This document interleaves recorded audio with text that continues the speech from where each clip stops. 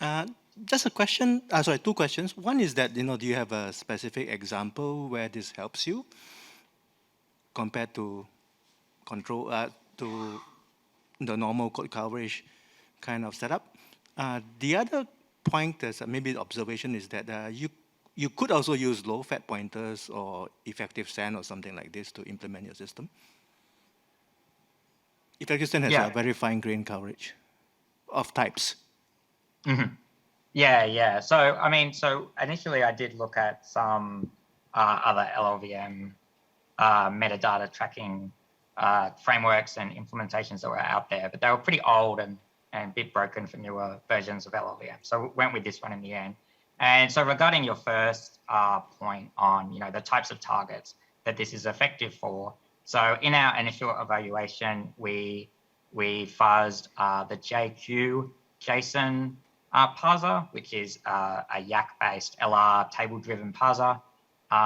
And we did see some improvements in terms of, exploring the data flow using this approach compared to just a typical coverage-guided, control flow-guided fuzzer, and also one that used some data flow metrics like Angora, kind of has some idea of data flow. And so, so we did see that if you normalized everything to just look at like line coverage, they all kind of look the same. But then once you started, replaying queues to look at data flow, diffuse chain coverage, then this approach kind of won out slightly. But yeah, I think ultimately it remains an open question. How does this transfer to or generalize to targets in general? And because it probably doesn't make sense to do for all targets. But where can it be used so that it actually buys you something new? Sorry, one more thing is that you compare against tainting-based techniques? Yeah. So we used Angora as well in our evaluation. Yeah. And we also use AFL++'s complog mode, which is this kind of quasi-taint approximation technique. So we tried to do the whole range of, just pure grey box control flow, pure data flow, which is kind of our thing, and then stuff in between. Thank you for this talk. How do you tie the data coverage back into the guided mutational fuzzer? If you discover a new data flow that occurs, how do you utilize that information for later fuzzing?